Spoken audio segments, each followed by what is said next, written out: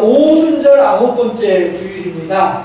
오순절은 제가 누누이 말씀드리지만 성령에 대해서 하나님께서 성령을 어떻게 성경에서 이야기하고 있는지 성령에 대해서 깊이 생각해보는 그런 기간들이 절기가 오순절이지요. 그런데 또 오늘은 우리 한국교회에서 지키는 광복절 기념주일이기도 합니다.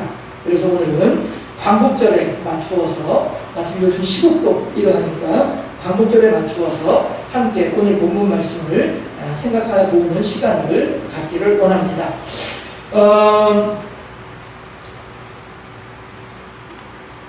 광복절이라고 하는 절기는 물론 이제 여러 가지 각도에서 생각을 할 수 있겠습니다만은 우리 기독교인들은 광복절을 어떻게 생각을 합니까? 우리로서는 도저히 극복할 수 없는 일본이었습니다.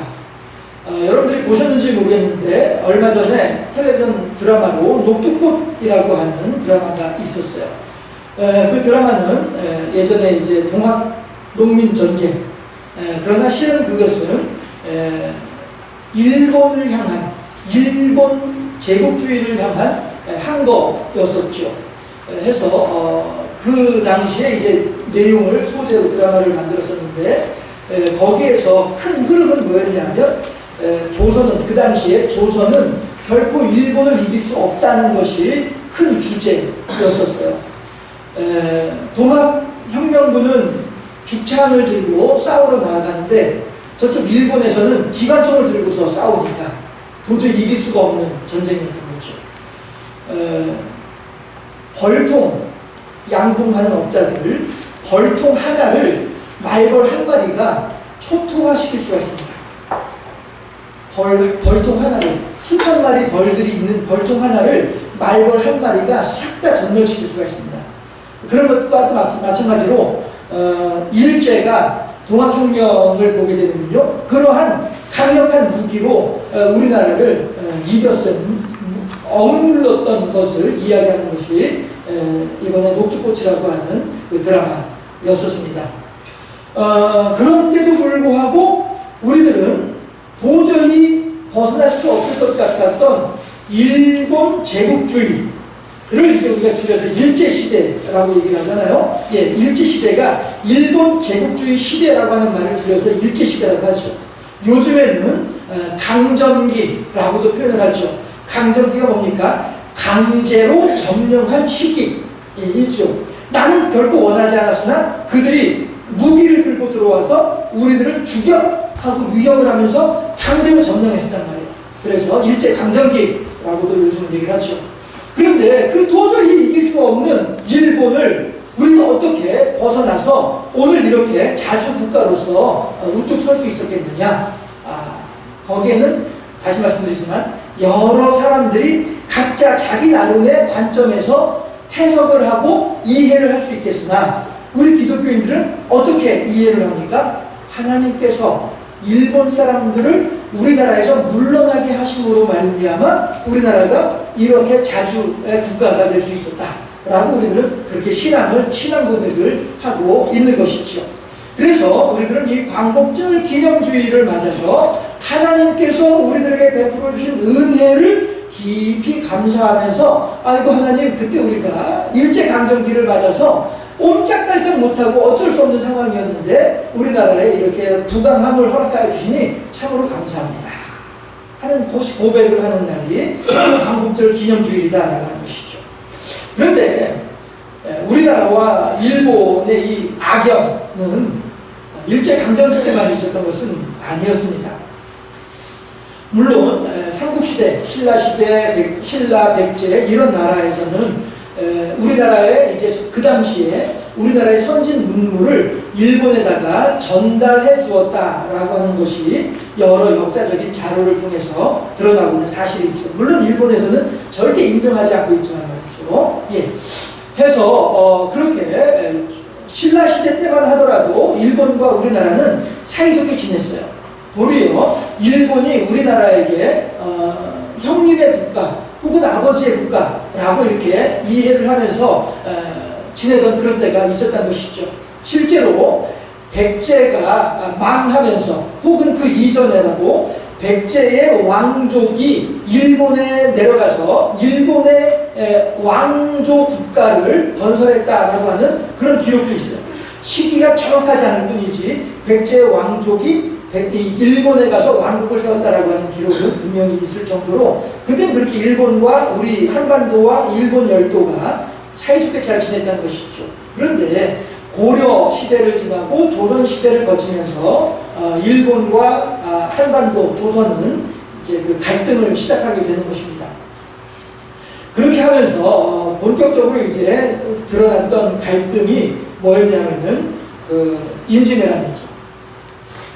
임진왜란이라고 하는 것이 어떻게 생겨났냐면은 그 배경을 좀 생각해 볼 필요가 있습니다. 풍신수길이라고 하는 사람이 일본에 있었어요. 마치 여러분들 영화, 그 조직폭력배들 영화를 보면 서로 자기의 구역을 확장하기 위해서 서로 막 싸우잖아요. 그렇죠? 일본이 전국시대가 있어. 일본에도 전국시대가 있었는데 딱 그런 모습이었었어요. 곳곳에 군벌들이 크고 작은 세력들을 형성을 해가지고 이 동네는 내가 다스린다, 이 지역은 내가 다스린다 하면서 서로 간에 막 이제 죽고 죽이는 그런 전쟁을 하는 전국시대가 오랜 시간 동안 있었습니다. 그런데 일본의 이 전국시대를 마감했던 사람이 누구였냐면 풍신수길이에요. 예. 이토히로 문명이나 도쿠가와 이에스라고 하는, 이 풍신수길이라고 하는 사람이 이제 그 일본의 전국시대를 마감을 하고 이제 통일 왕국을, 일본이라고 하는 통일 왕국을 만들었어요.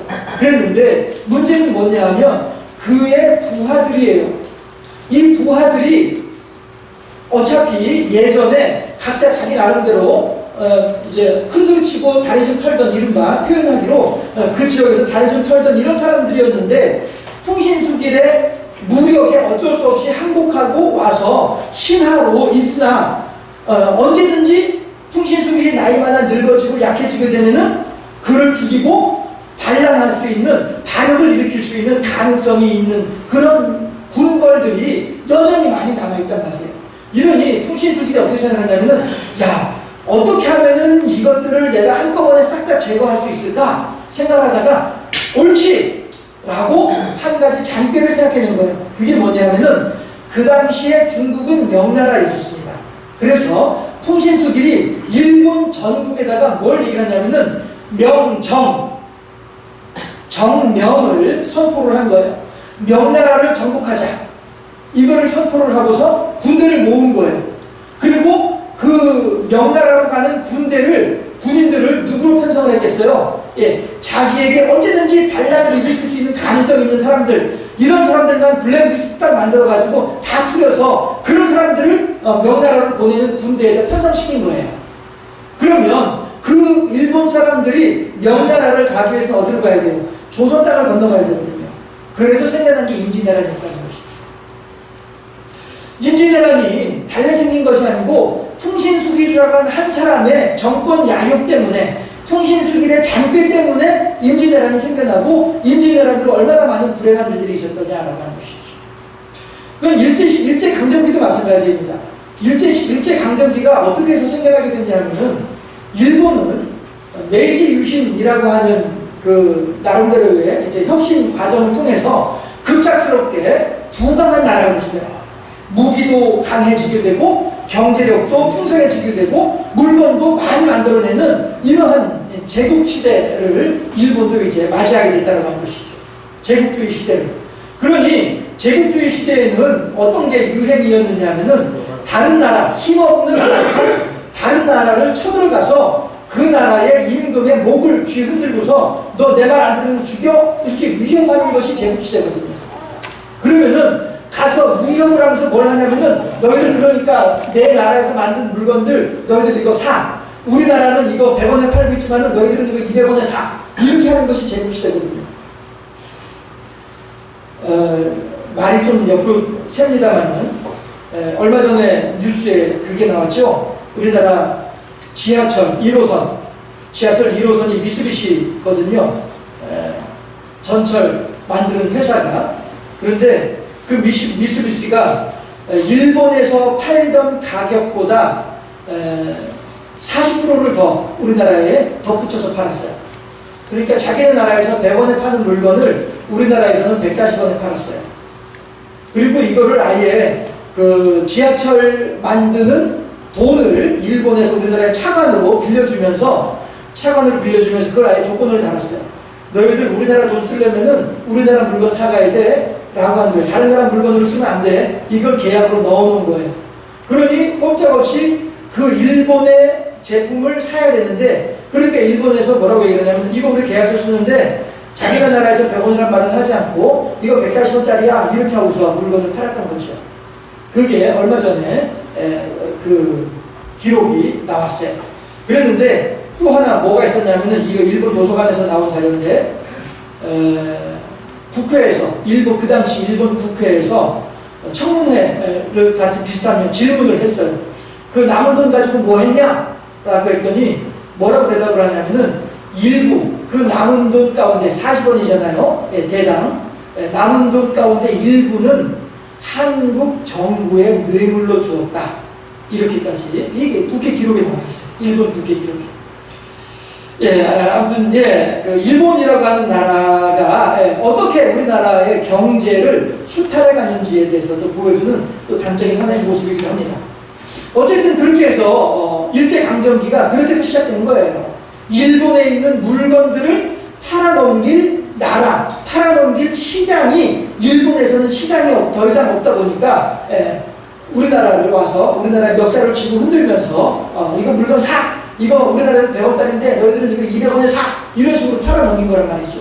그리고서는 우리나라에 있는 물건은 자기네 나라에서 100원이지만서도 우리나라에서 물건 사갈 때에는 10원만 주고 사가는 거죠. 이래서 수탈이잖아요. 이 경제 수탈이죠. 마지막에는 아예 돈도 안 주고 그냥 다 뺏어가 버리죠. 우리 어른들 말씀 들어보면은 어떻게 해서 일본 사람들한테 뺏겼는지 다 알고 있잖아요. 하다못해 사람들까지 붙잡아가서 남자들은 탄광에 집어넣고 여자들은 위안소에 집어넣고 이렇게 뺏어갔던 사람들이 일본 사람들이었었죠. 지금도 마찬가지입니다. 일본이 경제 전쟁을 하고 있는데 실은 제가 아무튼 제가 얼른 하도록 하죠. 아베라고 하는 사람이 정권을 잡고서 지금 최대 오랫동안 총리를 하고 있는 사람이 아베입니다. 그런데 이 사람이 정권을 잡고 있는 동안에 근 20년 동안 일본의 경제는 엄청나게 지금 망해가고 있는 상황입니다. 우리나라는 관심 있는 분들은 아시겠습니다만은 정부에서 국가 부채 40% 선으로 유지한다라고 얘기를 했을 때 다들 난리치고 막 이렇게 했었어요. 나라 망한다라고 할 정도였었어요. 국가 부채가 40% 이상 되면 나라 망한다 이렇게 하는 게 우리나라의 현실입니다. 그런데 일본은 현재 국가 부채가 200%예요. 왜 그러냐 하면은 경기가 안 좋으니까, 그런 경기가 안 좋으면은 여러 가지 지수가 자꾸 떨어질 것 아니에요? 그런데 그렇게 되면은 그 사람들의, 백성들의 불만이 아베에게 다 쏠려올 거란 말씀이죠. 그러니까 아베가 어떻게 하냐면은 나라에 돈을 자꾸 찍어내는 거예요. 돈을 자꾸 만들어가지고 시중에다 푸는 거예요. 그러니까 시중에 돈은 많아. 돈은 많다 보니 지표는 항상 유지를 하는 거예요. 그런데 어떻게 되냐면은 나라 빚은 자꾸 많아지는 거예요. 국가 부채 비율이 200%니까요. 회사로 따지면은 언제 부도 날지 모르는 이러한 나라가 일본입니다. 현재. 그러니 일본 아베는 이게 터지게 되면 모든 그 비난이 자기에게 오면서 자기도 이제 총리 자리에서 썰려나갈 수도 있는 그런 위기감이 있단 말이죠. 그랬을 때 이 위기감을 어떻게 하면은 해소할 수 있을까 생각을 하다 보니 그 이전에는 북한에서 미사일 쏴잡히니까 북한에 대한 공포심으로 아베가 정권을 유지를 했었어요. 그런데 북한하고 한국하고 미국하고 지금 평화 무드가 이제 형성되고 보니까 일본에서 더 이상 북한의 위협을, 북한 카드를 쓸 수 없는 상황이 됐단 말이죠. 그러니 일본에서 새롭게 내놓은 카드가 이 한국 카드인 거예요. 그래서 한국에 대해서 경제적으로 전쟁을 일으킴으로써 일본 내에 있는 불만을 외부로, 우리나라로 표출할 수 있도록 그렇게 이용하고 있는 것이 아베이더라라고 하는 것이죠. 그래서 지금 현재 우리나라에서는 각자 자기의 자리에서 열심히 반일 운동을 넘어서 극일 운동을 펼치고 있지요. 반드시 이번에는 일본을 이길 것입니다. 임진왜란 때에도 우리는 일본을 이겼고요. 일제강점기 때에도 하나님의 은혜로 우리는 일본으로부터 벗어났습니다. 이제는 우리가 우리의 힘으로 일본을 이길 수 있을 것입니다. 왜냐하면 군사력으로 보게 되면 일본과 우리가 세계 6위, 7위를 앞서거니 뒤서거니 하고 있는 그러한 현재 우리나라의 모습입니다. 얘기했다시피 국가 경제력 마찬가지로 우리나라는 지금 현재 외환 보유고가 그 IMF 때보다 거의 20배 이상 많은 그런 이제 넉넉한 그런 나라이기도 합니다. 그러나 일본은 자꾸 지금 쪼그라들고 있는 나라이거든요. 해서 일본은 얼마든지 우리가 이길 수 있는 그러한 상황이라고 여러 사람들이 이야기를 하고 있죠. 중요한 것은 무엇이냐 하면은 이럴 때에 일본과 경제 전쟁을 하고 있는 이 시대에 이 상황 속에서 우리 기독교인들이 하나님을 믿는다라고 하는 기독교인들이 어떻게 하는 것이 하나님 뜻에 합당하겠느냐 이것을 우리가 생각해 봐야 한다라고 하는 것입니다. 일본이라고 하는 나라는 우리가 예전부터 가깝고도 먼 나라라고 이야기를 하고 있잖아요. 예, 바로 옆에 있는 이웃 나라임에서도 불구하고 결코 친하게 지낼 수 없는 나라. 묘한 감정 그리고 묘한 긴장감을 느낄 수밖에 없는 나라가 일본이다라고 하는 것이죠. 그래서 저 사람들은 우리들에게 어떻게 한다 할지라도 우리들도 뭐 가지고 말씀드렸던 것처럼 군사력도 이제는 현재의 군사력은 결코 우리가 일본하고 맞붙어서 형편없이 지는 그런 군사력은 아닙니다. 제가 해군에 있을 때만 하더라도 일본 해군하고 붙으면은 우리가 얼마만에 이거는 이길 수 없는 그런 싸움이었었거든요. 그런데 이제 시대가 달라졌다는 말씀이죠. 세월이 바뀌었다는 것이죠. 해서 우리들도 얼마든지 눈에는 눈, 이에는 이의 전법으로 그들과 함께 맞서 싸울 수 있는 그러한 상황입니다. 그러나 과연 그렇게 해서 우리가 그들에게 우리들의 쌓인 감정을 풀어낸다 칩시다. 그러면 그들은 또한 우리들에 대한 감정이 없겠어요? 우리는 지금 반일 극일을 얘기하지만은 일본에서는 혐한을 이야기하고 있어요. 한국 사람들을 아예 모욕하고 있고 한국 사람들을 혐오하고 있는 그런 감정을 지금 일깨우고 있는 나라가 일본이거든요. 그런데 만약에 정말로 우리나라하고 일본하고 정말로 맞붙어서 전쟁을 한다. 포를 쏘고 사람들 들이마서 총을 쏘고 한다. 치단 말이에요. 그렇게 해서 혹이라도 이긴다 치죠. 이기더라도 서로 비등한 나라이기 때문에 우리나라도 일본도 엄청나게 망할 수밖에 없는 서로 비슷하니까 서로 죽고 죽이는 상황이 될 수밖에 없는 거죠. 그리고 또한 그렇게 하게 되면 우리나라하고 일본하고 또 다른 감정이 더욱더 깊은 감정의 골이 생길 수밖에 없는 것이고요. 이런 상황에서 과연 기독교인들이 하나님 믿는 사람들이 어떻게 하는 것이 하나님 뜻에 합당하겠냐는 것이죠. 예수님께서는 우리들한테 뭐라고 가르쳐 주고 계시냐 하면 겉옷을 달라 하면 속옷도 주고요. 오른쪽 뺨을 때리면 왼쪽 뺨도 내주라고 합니다. 오리를 가자 하게 되면 심리도 가주라고 말씀하신 것이 예수님의 말씀입니다. 그렇게 한다면 저들과 같이 행동을 하게 되면 과연 저들과 무엇이 다르겠느냐라고도 예수님께서는 제자들에게 말씀도 하고 계십니다. 그렇다면 광복절을 기념하는 오늘 예수를 믿는다라고 하는 우리들은 과연 이 상황 속에서 어떠한 입장, 어떠한 자세를 취하는 것이 합당할까? 오늘 미가서 본문을 통해서 그 해답을 발견할 수 있기를 주님의 이름으로 축원합니다. 아멘. 이제부터는 읽을 거니까 금방금방 지나갈 겁니다. 제가 원고를 읽도록 하겠습니다. 그냥 기억나는 원고 내용을 기억나는 대로 하게 되면 자꾸 옆으로 세니까 읽도록 하겠습니다. 미가라고 하는 사람은 고향이 어디냐면 모레셋이라고 하는 동네예요. 그런데 모레셋이라고 하는 동네는 어디냐 하면은 블레셋과 같이 옆에 있는 동네예요. 그러니까 우리 경주로 얘기를 하면은 입실하고 모화같이 이렇게 가까이에 있는 동네란 말이죠. 해서 모레셋이 예를 들어서 모레셋이 입실이라고 하면은 모화가 블레셋인 셈이에요.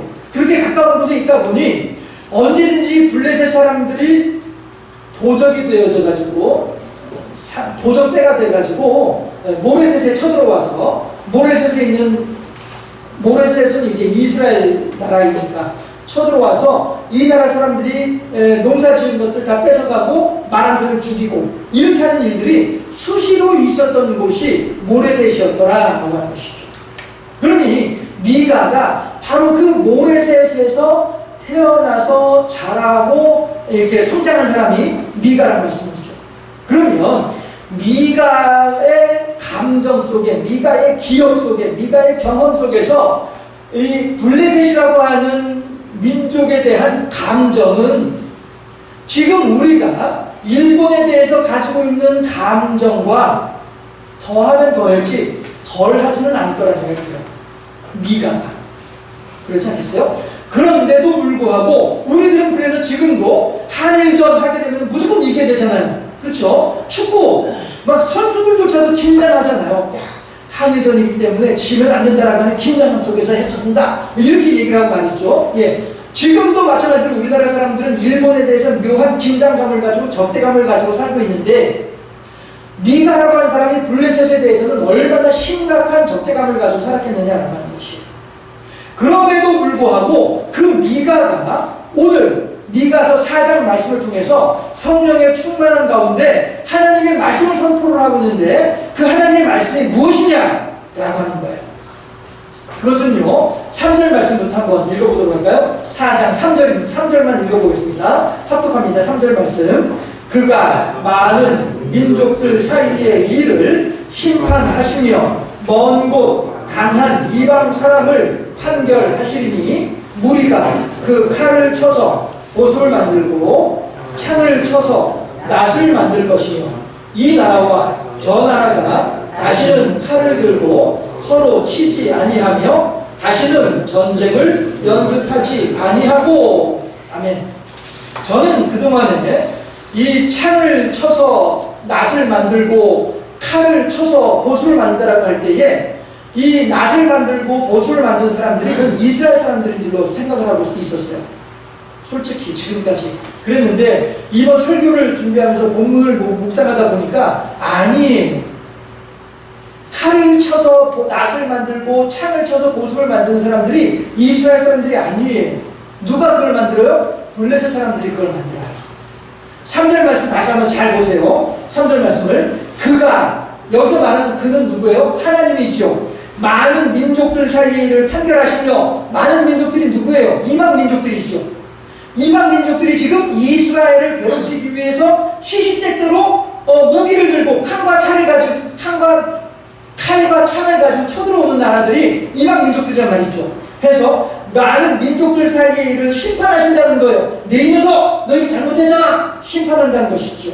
먼 곳 강한 이방 사람을 판결하신다. 네 녀석, 이 나쁜 녀석, 네가 그렇게 이스라엘 사람들을 괴롭혔어? 너 이렇게 판결할 거야. 하나님께서 심판하신다는 거예요. 그렇게 하고 나면 심판하시리니 그 심판을 당하고 난 이후에 무리가 어떤 사람들이에요? 이방 민족이라는 것이죠. 강한 민족들이라는 말씀이에요. 그 무리들이 어떻게 해요? 칼을 쳐서 보습을 만들고 창을 쳐서 낫을 만든단 말이에요. 지금까지는 도적질하기 위해서 옆에 있는 이스라엘 사람들을 괴롭히고 죽이고 힘들게 만들기 위해서 사용하던 무기들, 칼과 창을 가지고서, 제가 칼과 창이라고 했나요? 칼과 창을 가지고서 그렇게 사람들을 괴롭히던 무기였는데, 사람들을 죽이던 무기를 가지고 이제는 농사를 짓는 낫과 보습을 만들게 하겠다는 것이죠. 해서 땅을 비옥하게 만들고 생명을 더욱더 풍성하게 만드는 도구로 만들겠다는 것이죠. 그러면 무슨 얘기예요? 다시는 이방 민족들로 하여금 이스라엘 사람들을 괴롭히는 그러한 악한 무리들이 아니라 도리어 그들의 악한 생각을 바꾸어서 하나님의 생명의 기쁨을 함께 누리는 선한 사람들이 되도록 해주겠다라고 하는 거예요. 이게 미가서 4장 3절에 있는 말씀이더라고 하는 것이죠. 자, 그 뒤를 한번 볼까요? 아무래도 저만 은혜 받고 저만 흥분하고 있는 것 같아요. 그 뒤에 이 나라와 저 나라부터 보게 되면은 이 나라와 저 나라가 다시는 칼을 들고 서로 치지 아니하며 다시는 전쟁을 연습하지 아니하고 이 나라와 저 나라, 이 나라는 어떤 나라고 저 나라는 어떤 나라겠습니까? 둘 중에 한 나라는 이방 민족이고 둘 중에 한 나라는 이스라엘이죠. 결국 이스라엘을 중심으로 옆에 있는 모든 나라들은 서로 전쟁을 연습하지 않는다는 거예요. 서로 싸우지 않게 된다는 거예요. 왜? 하나님의 심판이 있었습니다. 그렇다면 하나님의 심판은 어떤 심판입니까? 사람들을 죽이려고 하는 게 하나님의 심판입니까? 아니요. 도리어 그들을 살려내려고 하는 것이 심판이에요. 다만 왜 심판을 하느냐 하면은 그들의 질주하는 그 발걸음을 가로막아야 되니까. 가로막으려면 어떻게 돼요? 그 자동차를 세워야 되니까. 자동차를 세울 수 있는 방법이 뭐예요? 이 사람은 도저히 자동차를 세울 수 있는 능력이 없어요. 자동차를 세우고 싶은 마음이 없으니까. 그러니까 어떻게 해요? 사고 나는 거죠. 사고가 나되 사람은 멀쩡한 거죠. 그러니 비로소 아이고야 그렇구나. 내가 지금 이 차가 폐차될 정도로 망가졌음에도 불구하고 내가 왜 이렇게 멀쩡한 거지? 아, 하나님의 은혜로구나. 이걸 깨닫게 하는 거란 말씀이죠. 심판은 그거예요. 하나님의 심판은 그거예요. 블레셋 사람들이 지금까지는 자기들이 농사지어서 먹고 살 생각을 하지 않고 이스라엘 사람들이 농사지은 거 가서 빼앗아다가 먹고 살 생각만 하고 있다 보니 그 블레셋을 어떻게 하면 멈출 수 있을까 하다 보니 이스라엘 사람들을 향하여서 쳐들어오는 그 순간에 하나님께서 뽕나무 사이에 발걸음 소리를 들리게 하심으로 말미암아 다윗으로 하여금 쳐들어 나가면은 이길 수 있게 해주시는 거죠. 그게 심판인 거예요. 결국 심판이라고 하는 것은 그를 죽이고자 하는 심판이 아니라 그들의 흥분된 상태, 그들의 꽉 막힌 생각을 멈추도록 하기 위한 것이 심판이었다는 것이죠. 하나님께서 지금 강한 나라를 판결하실 때 그 판결은 야 이놈아 너 나쁜 놈이야 그러니까 죽어 이렇게 판결하시는 것이 아니라 야 내가 너로부터 그 칼을 빼앗겠다, 너로부터 그 창을 내가 빼앗겠다, 이것이 하나님의 심판이라는 말씀이죠. 그리고 난 뒤에 이제 흥분을 가라앉히고 마치 거라사 광인이 귀신이 나가고 난 뒤에 옷을 단정하게 입고 예수님 앞에 무릎을 딱 꿇고 앉아있는 것처럼 말이죠. 그리고 주여 말씀하시옵소서 종이 듣겠다이다 라고 하는 것처럼 말이죠. 그런데 그 거라사 광인은 귀신에 가득 차 있을 때에는 어느 누구의 말도 듣지 않았던 사람이었단 말이죠.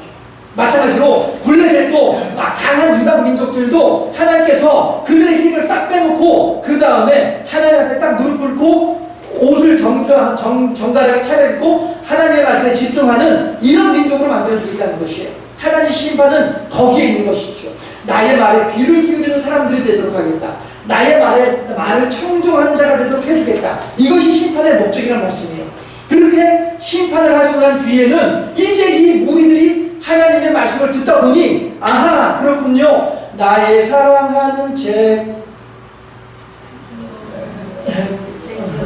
아무튼 하나님의 말씀을 들으면서 귀하다 우리 어머님이 들려주시던 그 귀한 생명의 말씀을 듣다 보니 아 하나님 나는 지금까지 칼과 창을 가지고 이 옆에 있는 사람들을 괴롭히면서 빼앗으면서 사는 것이 잘 사는 것인 줄로 알았는데 이제 내가 칼과 창을 내려놓고 하나님의 말씀을 듣다 보니 아 그것이 아니라 하나님과 더불어 의와 인과 신을 따라 살아가는 것이 이게 정말로 참된 인생인 줄을 이제 알았다이다 라고 하면서 블레셋 사람들을 교화시키겠다는 거예요. 미가는 지금 이렇게 야 저 블레셋 사람들 다 죽여버려라 이렇게 새로운 원수를 짓는 것이 아니라 미가는 지금 이렇게 하나님의 사랑으로 블레셋 사람들에게 살 길을 열어주고 있는 거예요. 그러니 4절 보게 되면요 4절 합독합니다. 각 사람이 자기 포도나무 아래와 자기 무화과 나무 아래에 앉을 것이라 그들을 두렵게 할 자가 없으리니 이는 만군의 여호와의 입이 이같이 말씀하셨습니다. 아멘.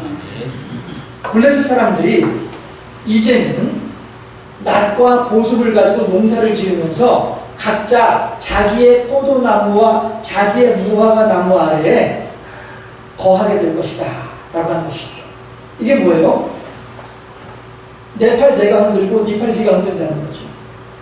해서 내가 열심히 농사 지어가지고 농사 지은 것 가지고 먹고 산다는 거예요. 더 이상 남 괴롭히지 아니하고 그렇게 되실 때에 그러면 이제 블레셋 사람들은 새로운 고민이 걱정이 생기는 거죠. 그러면 하나님, 나는 이제 교화가 되어져 가지고 하나님의 말씀대로 농사 지으면서 평화롭게 살고 있지만은 혹시 다른 이방 민족들, 미디안이라든가 뭐 이러한 다른 이방 민족들이 우리들을 쳐들어오면 어떻게 하지요? 라고 걱정을 할 때에 하나님께서 뭐라고 하냐면은 걱정하지 말아라. 4절 하반절에 보니까 그들을 두렵게 할 자가 없으리니 걱정하지 말아라. 내가 너희들을 침노하는 백성들이, 민족들이 아무도 없도록 내가 다 막아주마 라고 한단 말이에요. 왜냐하면 만군의 여호와의 입이 이같이 말씀하셨습니다.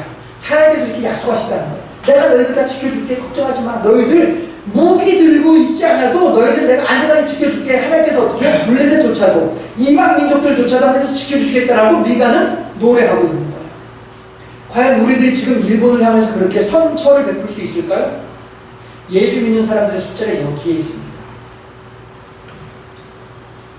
5절 말씀 함께 합독합니다. 5절 말씀. 만민이 각각 자기의 신의 이름을 의지하여 행하되 오직 이는 우리 하나님 여호와의 이름을 의지하여 영원히 행하리로다 하시도다. 아멘. 이게 미가가 지금 블레셋을 바라보면서 부르고 있는 노래예요. 다시 말씀드려서 하나님께서 미가에게 야, 너 이렇게 선포해라 라고 성령의 감동을 따라서 주시는, 세상을 향해서 주시는 하나님의 말씀이다 라고 합니다. 우리들은 하나님의 심판하게 되면 무섭고 두렵고 떨릴 수밖에 없는 심판으로 생각하고 있습니다만, 오늘 미가서에서 말하는 하나님의 심판이라고 하는 것은 도리어 그들을 살려내는 심판이더라라고 하는 것이죠. 예수님께서도 요한복음 10장 10절에서 그 말씀을 하셨잖아요. 도둑이 온 것은 죽이고 멸망시키는 것뿐이요 내가 온 것은 양으로 생명을 얻게 하고 더 풍성히 얻게 하려 함이라. 여러분들 어쩌면 귀에 딱지가 앉았을지도 몰라요. 제가 늘 이 10장 10절 말씀을 늘 낭송하고 여러분들한테 말씀드리니까 귀에 딱지가 앉으셨을지도 몰라요. 예수님께서 이 땅에 오신 목적이 뭐라고요? 양으로 생명을 얻게 하고 그 다음에 더 풍성히 얻게 하려니라 라고 하는 말씀을 하신단 말이죠. 그런 것처럼 하나님의 심판도 죄와 허물로 말미암아 죽어야 마땅한 죄인들을 살려내는 것이 하나님의 심판의 목적이다라고 하는 것입니다. 블레셋이라면은 이스라엘 사람들에게는 천하에 둘도 없는 그런 천천지 원수와 같은 사람들이 블레셋입니다. 그럼에도 불구하고 미가는 하나님께서 말씀하시기를 그들로 하여금 각자 자기의 포도나무와 자기의 무화과 나무 아래에서 거하게 될 것이다. 다른 성경에서는 뭐라고 표현을 하냐면은 안연히 거하게 될 것이다 라고도 말씀하셨어요. 무화과 나무 아래, 포도나무 아래 안연히 거하게 될 것이다. 안연히 거한다는 게 뭐예요? 등 따시고 배부르게 그렇게 지낼 수 있다는 거, 편안하게 지낼 수 있다는 걸 보게 되는 것이죠. 마찬가지로 이스라엘과도 화목하게 지내게 해주실 것이다 라고 미가는 지금 성령의 충만하여서 노래하고 있다라고 하는 것입니다. 그러나 우리들이 지금까지의 논리를 보면 이 세상의 논리, 힘의 논리는 하나님의 정의보다는 자기들의 악한 잔꾀의 논리가 더 앞서는 것처럼 여겨지기도 합니다. 과연 블레셋은 역사적으로 볼 때에 그렇게 했을까? 안 했어요. 그렇죠? 미가는 하나님의 뜻을 이렇게 선포하고 있음에도 불구하고 과연 하나님의 뜻이 이러함에도 불구하고 과연 블레셋은 이스라엘 사람들과 역사적으로 친하게 지냈을까? 아니라는 것이죠. 과연 일본이라고 하는 나라는 우리나라하고 평화롭게 지낼 수 있을까? 그건 알 수 없다는 거죠. 왜? 블레셋과 이스라엘의 역사는 이미 역사 속에 기록되어져 있는 정형화된 것이지만은 일본과 우리나라의 역사는 앞으로도 얼마든지 변할 수 있는 유동적인 상황이기 때문에 그렇습니다. 그리고 또 과연 미가는 블레셋이 이스라엘과 평화로운 그러한 세상을 만들 수 있을 것에 대해서 기대하면서 이렇게 노래를 할 수 있었을까? 그건 알 수 없죠. 하나님께서 하라고 했으니까 했을 뿐일 것일 수도 있죠. 하면서도 하나님 나는 그런데 절대 이걸 믿지 못해요 라고 하면서 노래 불렀을 수도 알 수 없는 일이죠. 다만 미가는 하나님의 뜻을 그대로 선포하였을 뿐입니다. 이것이 믿음이죠. 이것이 원칙입니다. 오늘 제가 제목을 원칙대로 삽시다, 원칙을 따릅시다 라고 제목을 정했습니다. 내 생각이나 내 경험으로는 결국 그럴 것 같지 않아. 그럼에도 불구하고 내 안에 역사하시는 성령의 세미한 음성이 이것이다 라고 말씀을 하시게 되면 이것을 따라가는 것, 이것이 믿음이고 이것이 우리들 삶의 원칙이다라는 겁니다. 과연 우리가 다시 이 미가로 돌아가서 이스라엘 사람들이 과연 그들의 힘으로 블레셋을 이길 수 있을까요? 아니란 말씀이에요. 그러면 이스라엘 사람들이 블레셋이 지금 쳐들어오고 있는 이 상황 속에서 이스라엘 사람들이 할 수 있는 방법은 뭐입니까? 기도하는 것밖에 더 있어요.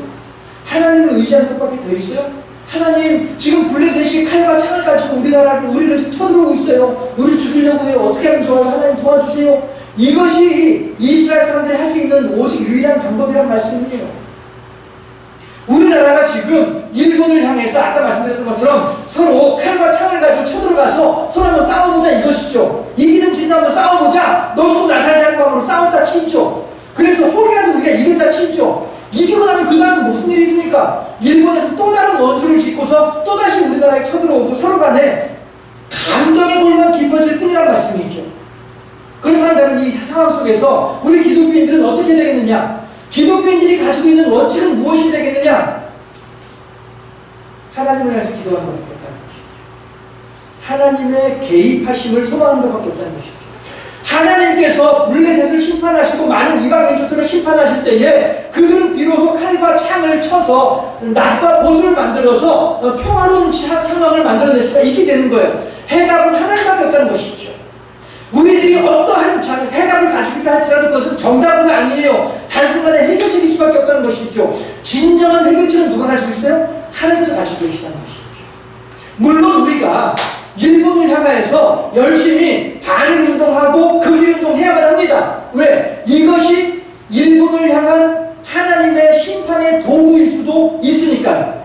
그리고 또 그들이 하는 것은 분명히 잘못된 일이고 하나님의 공의와 정의대로 보더라도 그들은 지금 악한 길을 가고 있는 것이고 우리들은 지금 하나님의 공의와 정의대로 지금 가고 있는 상황이기 때문에 우리들은 얼마든지 반일운동, 극일운동을 펼쳐나가야만 합니다. 이것이 현재 기독교인들의 올바른 마음가짐입니다. 그러나 그에 못지않게 또 하나의 원칙을 가지고 있어야 되는데 그것은 뭐냐면은 주여 이 상황을 주님께서 주관하시옵소서. 블레셋을 심판하겠노라고 약속하신 하나님이시여 이제 일본을 판결하여 주시옵소서. 그러나 그 심판이나 그 판결이 일본을 폭삭 망하게 하는 심판이나 판결이 아니라는 것을 우리들은 미가서를 통해서 알고 있어요. 하나님께서는 블레셋을 완전히 쳐서 멸망시키려고 하는 것이 아니라 도리어 그들의 칼과 창을 낫과 보석으로 만들어서 함께 평화롭게 지내는 것을 원하신 것이 하나님의 심판입니다. 그렇다면 이제 우리가 일본을 향해서 하나님의 심판을 기도할 때에 일본이 폭삭 망하기를 위해서 기도할 것이 아니라 일본이 하나님의 공의와 정의대로 마음이 바뀌어지기를, 상황이 바뀌어지기 위해서 기도를 해야 되겠다는 것이죠. 그것이 이루어지든 안 이루어지든 그건 상관이 없어요. 우리들은 어쩌면 일본이 변화되는 모습을 끝까지 못 볼 수도 있어요. 그러나 그럼에도 불구하고 이 상황 속에서 그래 내가 도저히 더 이상 기도만 하고 앉지 못하겠다. 내가 너희들 쳐들어가서 역사를 붙잡고 이것은 해답이 아니라는 것이죠. 비록 그들이 우리들에게 와서 우리들의 목에 칼을 들이댄다 할지라도 예수님께서 말씀하신 것처럼 뭐라고 합니까? 예수께서 주여 저들의 죄를 용서하여 주시옵소서. 왜요? 알지 못함이니이다. 모르고 저지른 짓이요 하나님 용서해 주세요 라고 말씀하신 분이 예수님이라는 말씀입니다. 우리들은요 반일운동, 극일운동이 하나님의 심판의 도구로 쓰임받기를 소망해요. 그러나 거기서 끝나는 것이 아니라 거기서 그쳐지는 것이 아니라 일본과 묵은 감정을 털어내고 평화롭게 지내기를 소망하는 것까지 여기까지가 기독교인으로서의 원칙이고 기독교인으로서의 믿음의 자세라고 하는 사실. 칼은 칼을 부를 뿐입니다. 피는 새로운 피를 요구할 뿐입니다. 하나님께서 오늘 미가서를 통해서 우리들에게 주시는 말씀이 하나님의 심판이 있을 때야만이 비로소 그들이 변화될 수 있다고 분명히 말씀하고 계세요. 그러나 블레셋이 변화되었다라고 하는 기록을 우리가 찾아볼 수 없는 것처럼 일본이 변화될 것이다라고 하는 기대를 우리들은 하기는 어려워요. 그렇다고 해서 우리들이 그러니까 아유 됐어 더 이상 하나님 말씀 때 그만 내려놓고 일본하고 가서 맞서 싸워야 돼 기독교인의 원칙이 아닙니다. 무슨 말씀인지 이해가 되시죠? 어느 목사님은 도리어 우리가 일본에 항복해야 된다라고 말씀하시는 그런 목사님도 있어요. 물론 그분들도 나름대로 자기가 하나님과 묵상하면서 성령과 교통하면서 내린 그런 설교 내용일 것이다라고 생각을 해요. 그럼에도 불구하고 저의 신앙 양심으로는 그분의 주장을 받아들일 수가 없어요. 네. 어떤 분은 또 그런 얘기를 해요. 임진왜란 때 우리나라에 왔던 일본의 장군들 가운데 한 사람이 기독교인이 있었거든요. 그래서 임진왜란 때 일본이 이겼으면 우리나라에 기독교가 훨씬 더 일찍 들어왔을 것이다. 이렇게 얘기하는 사람들도 그런 목사님도 있어요. 그런데 저는 그건 절대 아니라고 생각을 해요. 왜냐하면 하나님께서 하시는 일은 가장 적절한 때에 가장 정확한 시간에 가장 효과적인 방법으로 역사하시는 분이 하나님이시거든요. 하기 때문에 임진왜란 때 우리나라에 기독교가 들어오는 거 그 하나님 뜻이 아니었기 때문에 안 들어왔을 것이다 라고 저는 생각을 해요. 해서 목사님들 중에도 이러한 일들에 대해서 여러 가지로 해석을 하는 목사님들도 덜어 있습니다만은 저는 오늘 미가서를 묵상하면서 그것을 알게 되었습니다. 분명히 우리들은 단일운동, 극일운동 반드시 해야만 합니다. 왜? 그들이 하는 행위가 악하기 때문에. 그러나 그들이 악하다고 해서 우리들도 그들을 향해서 악하게 행하게 되면 이건 기독교인의 자세는 아니라는 것이죠. 안 믿는 사람들은 그렇게 할 수 있을지 몰라요. 그러나 우리 기독교인들은 그렇게 하면 안 된다는 것이죠. 기독교인들은 예수님이 하셨던 것처럼 그들이 우리들의 목에 칼을 들이댄다 할지라도 하나님 이들과 더불어서 평화롭게 살 수 있도록 하나님의 심판, 죽이고 멸망시키고 없애버리는 심판이 아니라 그들을 변화시키는 하나님의 심판을 위해서 기도할 수 있어야 되겠다. 원칙대로 살아가는 우리 기독교인들이 되어져서 이 상황 속에서 더욱더 하나님의 착하고 충성된 종으로서 하나님의 선한 사역에 쓰임받는 복된 하나님의 일꾼들로 세워줄 수 있는 우리 모두가 되어줄 수 있기를 주님의 이름으로 축원합니다. 기도하겠습니다.